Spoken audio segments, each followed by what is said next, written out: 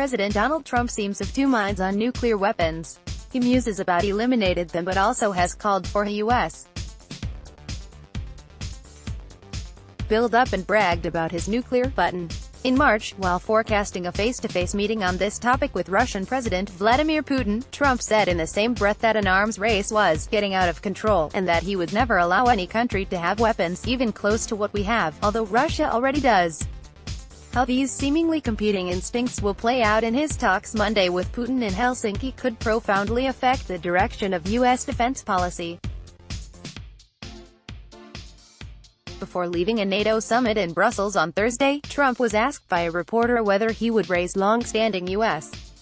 allegations that Russia is violating a Cold War-era nuclear arms treaty, and whether he favors extending a separate treaty that he has criticized in the past as disadvantaging the U.S.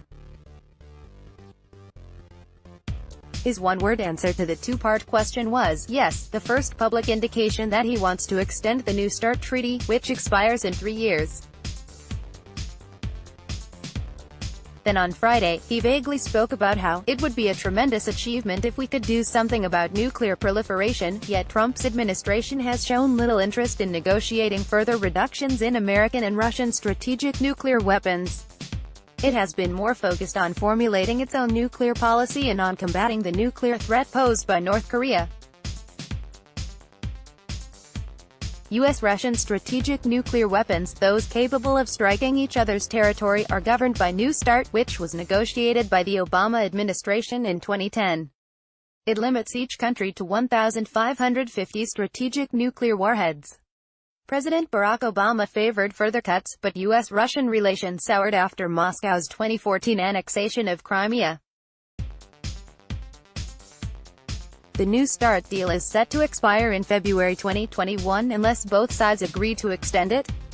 The Trump administration has been reviewing its position, so it's unclear whether Trump and Putin will do more than agree that their staffs should study the possibility of an extension. Private U.S. arms control advocates are urging an extension, in part because they see value in a treaty provision allowing each side to monitor what the other is doing on strategic weapons. Daryl Kimball, executive director of the Arms Control Association, says Trump and Putin could instruct their aides to begin formal work on a 5-year extension of the treaty, which would not require renegotiation of its terms or ratification by the legislative branch of either government. If they don't extend New START, there is a worrisome possibility that by 2021 there will be no legally binding limits on the world's two largest arsenals, and as a result, all of the difficult security challenges we have with the Russians will become even more difficult to manage, Kimball said.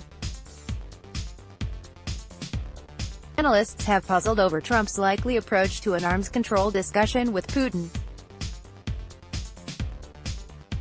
The Russian leader said in May that his military would soon begin fielding a new generation of nuclear weapons, including a globe-circling ballistic missile that he previously said could fly over either the North or the South Pole to strike targets anywhere in the world with more powerful and more numerous warheads. Putin claimed it could evade any missile defense system. Putin also has promoted Russia's development of a nuclear-armed hypersonic vehicle that he said is more advanced than anything in the U.S. arsenal. Hypersonic flight equates to going Mach 5, or 5 times the speed of sound. The U.S. is working on hypersonic missile technology but has said it fears falling behind Russia and China. Trump and Putin seem unlikely to get into this sort of detail, given that arms control would be just one of several topics raised, including the Syrian civil war. Even John Huntsman, the U.S. ambassador to Moscow, seemed uncertain how Trump would address arms control issues in Helsinki, but he predicted they would discuss U.S.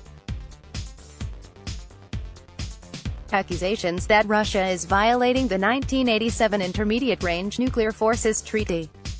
That was the first superpower agreement to ban an entire class of weapons, ground-launched and cruise missiles with ranges of between 500 kilometers and 5,500 kilometers, or about 310 miles and 3,400 miles. Washington says Moscow is violating the treaty by testing and deploying a prohibited cruise missile. Russia strongly denies any violation and has in turn charged that some elements of Washington's missile defense system violate the treaty. Stefan Sestyanovich, a senior fellow for Russian and Eurasian studies at the Council on Foreign Relations, sees room for a Trump-Putin agreement on resolving these violation charges. You could have verification visits by the two sides to address that, he said, suggesting physical inspections of perhaps the Russian missile's fuel tank. That could help resolve the question of how far the missile can fly, while also protecting against disclosure of sensitive missile technology information. The list of U.S. complaints about Russian behavior in the nuclear realm has grown longer in recent years. This tension is captured in the Trump administration's updated nuclear policy, which points to Russian reliance on nuclear weapons as justification for deploying new types of U.S. nuclear weapons.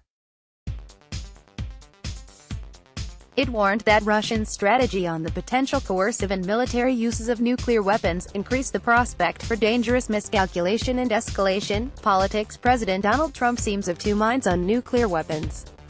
How these seemingly competing instincts will play out in his talks Monday with Putin in Helsinki could profoundly affect the direction of U.S. defense policy. Vladimir Putin, nuclear weapons, Russia, Donald Trump, missiles 880 Saturday 14 July 2018 10:20 p.m. 2018-2014 Saturday 14 July 2018 10:20 p.m. Newsmax Inc. Newsmax Inc.